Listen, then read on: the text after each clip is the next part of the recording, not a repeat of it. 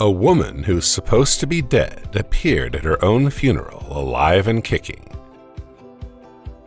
With 8 adorable children, a loving husband, and a stable job, one woman from Burundi, Africa, can say that she is living the life she has always dreamed of. Though she had experienced a lot of problems and troubles in the past, those days are gone.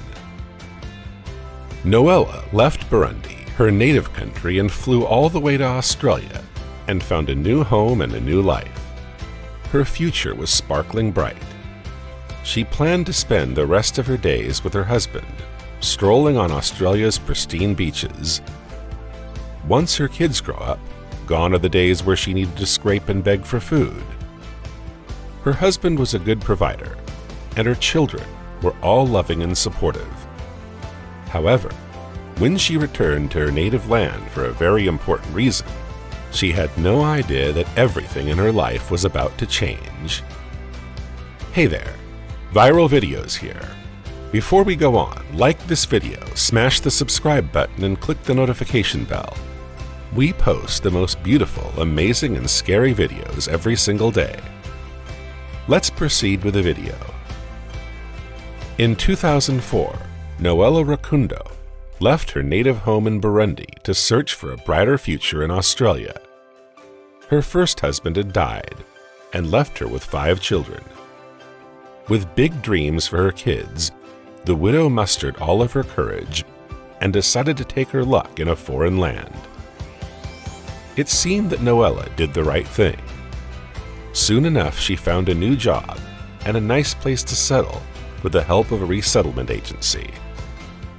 The Australians were friendly, and she was offered all the help she could get.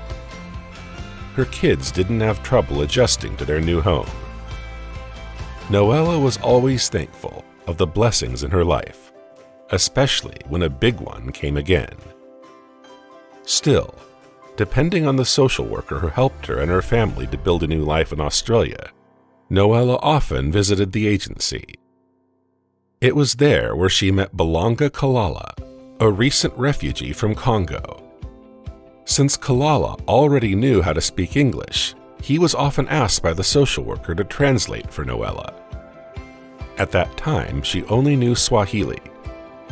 During those encounters, the two fell in love. Noella was a widow with 5 kids, and Kalala was a widower. She soon learned that he had fled to Australia after a rebel army attacked and ransacked their small village in Congo. In that unfortunate incident, his wife and young son were killed.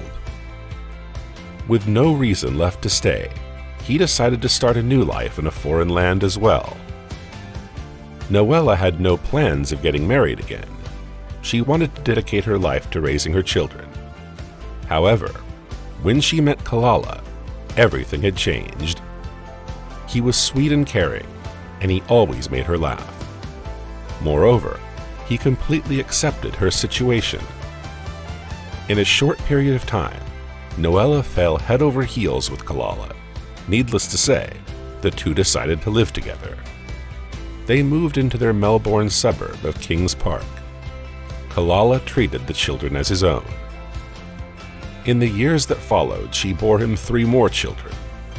However, she also discovered more of her second husband's personality. Noella had nothing to say to her husband when it comes to providing the needs of the family. Since he came as a refugee to Australia in 2004, he worked hard and found steady employment. Soon enough, he worked in a seafood processing factory, first before finding a better job as a forklift operator in a warehouse. However, while living together under one roof, Noella discovered the violent side of her husband. When he was tired, he would often shout and get mad at small things. There were times when he would physically hurt her.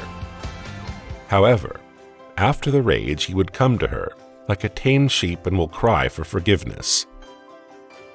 As a wife and a mother, she would often disregard the incident and instead learn to accept the situation. After all, he was her husband and she loved him. Back in Burundi, Noella was raised by her stepmother. Although she was thousands of miles from home, she makes it a point to send her regards to her relatives in Africa. Thanks to technology, she was always updated on what's happening back there. However, one day, the news that arrived from home was not good. Her stepmother had sadly succumbed to her sickness. Of course, she needed to go home to Burundi to say her last respect. Unfortunately, her husband couldn't accompany her due to work responsibilities. From Melbourne, Australia, Noella traveled 7,500 miles to reach Burundi. She needed to get some things done, and of course to attend the funeral. It would be the last time she would see the amazing woman who raised her. Her husband, Kalala, kept on checking on her through phone calls. Since her home in Burundi was small, Noella decided to check in to Hotel Bujumbura. She was feeling stressed, sad, and exhausted, and missed her husband and children as well. After the funeral service, she went back to her hotel room to get some rest. Just in time, her phone rang. The call was from her husband. She answered it right away and instantly detected the sound of concern on Kalala's voice. She was feeling so lonely, and his call was one of the things she needed. According to her husband, he was trying to get to her all day. He asked how she was doing, and she replied she was going to go to bed to get some rest from the hard day she had. Instead of saying goodnight, Kalala advised her to take a dose of fresh air outside.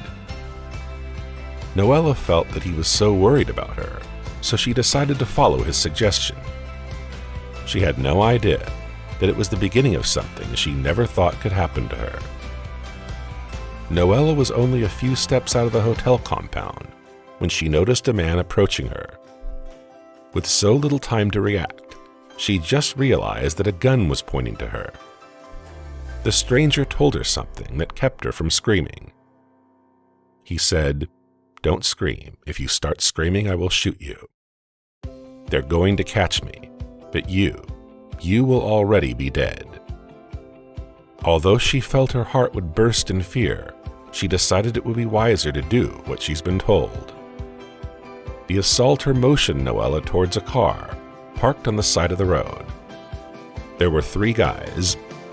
One was the driver, and the other 2 were holding guns. Trying to appear calm as she could be, she was forced to sit between 2 men before the car went. She was blindfolded. According to her speculation, the car ran for 40 minutes. No one was speaking while they were traveling. When the car stopped, she was shoved outside, and she was pushed inside an empty building. Noella was then tied to a chair, still holding her tongue. Noella heard one of the kidnappers make a call to alert the boss. Then they turned to her and asked her absurd questions. The questions were direct. What did you do to this man? Why has this man asked us to kill you? For Noella, nothing made sense. She only answered, which man? She couldn't remember anyone whom she'd had trouble with. As far as she knows, she didn't have any problem with anybody. However, when the man answered her question, it felt like he dropped a bomb. The kidnapper's answer was firm. He said, "Your husband." Without a doubt, she screamed, and it was impossible. Kalala would never do that. She even accused them of lying. And then she was slapped. The leader of the group told her how stupid she was. To further prove his point, he called the man who had paid them to kill her. Noella's mind was spinning all along. She could only wish it was not real. It was not happening. When the call was connected, the leader of the kidnappers triumphantly announced that they already held Noella as captive. The phone was put on a loudspeaker so that she could hear the man on the other line. Then the truth stabbed her like a knife killer. The same voice that consoled her an hour earlier sounded like hell to her ears. The man whom she'd given 11 years of her life. The same man who was the father of her children. She never thought he would be able to condemn her to her death. When the kidnappers discussed how they would kill her and dispose of her body, it already tasted like death. She passed out. As the leader of the kidnappers ended the call, Noella was coming around. She knew that her situation was hopeless, and nothing could save her anymore. As she was preparing her mind to accept her unfortunate fate, she noticed the kidnappers looked at her intently. "We're not going to kill you. We don't kill women and children." Upon hearing this, a little surge of hope rose. The switch was mind-boggling. She didn't even know how to react. Then the leader asked her why she hadn't noticed in the past that something was wrong. It was January, and the order to kill her was planned in November of last year. Noella tried to remember what she had done to her loving husband. Try as she might, she couldn't remember anything. Nor did she sense that it will go as far as this. Noella's life might be in danger. However, she couldn't believe that there was hope. After all, the hired assassins Kalala paid were men of principles. They do not believe in killing women and children. In that moment, she realized that God indeed loves her after all. Noella spent the next 2 days in the abandoned building. During this time, the kidnappers told her husband that she was already dead. They also took the opportunity to extort more money from Kalala. Her husband willingly shipped the money back in the hotel where she stayed. Noella's brother was fearful of her disappearance. She never told him when she was going to fly back home to Melbourne. Moreover, her things were still in the room. Suspecting that something bad had happened to her, her brother reached out to Kalala. According to her brother, he asked Kalala for $545 to pay the police to open an investigation. The husband instantly wired the money, and even expressed how bothered he was. However, his shows were not close to being over. After 2 days of being held captive, the assassins finally told her what she was praying to hear. The gang leader, however, had a piece of advice and warning for her. He said that she was extremely lucky. They are murderers with principles, but not everyone is the same. According to him, Kalala is very serious. He wants her dead. They didn't even know if there were other killers on whom her husband had ordered her murder. Noella was given 80 hours to leave the country. Before leaving her on the side of the road, the leader handed her a memory card. It was a piece of evidence that contains all the recorded phone calls. They then provided the receipts for the Western Union money transfer. However, Noella wouldn't forget the last words she heard from the kidnappers.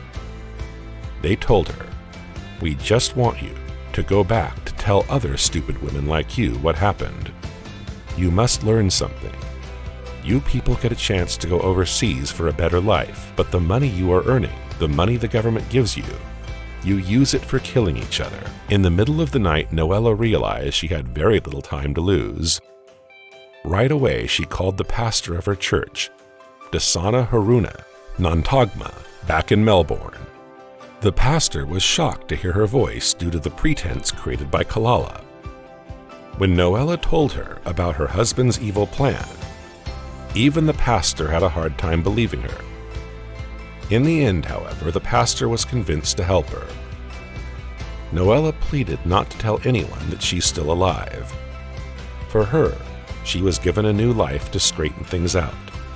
She wouldn't miss it for the world to see the reaction of her dear husband. Back in her family town of Melbourne, Australia, Kalala appeared like a grieving widower days ago when he received the assassin's call that they had already killed Noella. He had sadly informed the community that she died in a tragic accident in Burundi. Kalala spent the day mourning with well-wishers. Many of those who came to offer their support and compassion donated money. He looked like a devastated husband who had lost someone so dear to him. However, it seemed that it was not as easy as he planned it to be. On February 22, 2015, Noella had returned safely to Melbourne.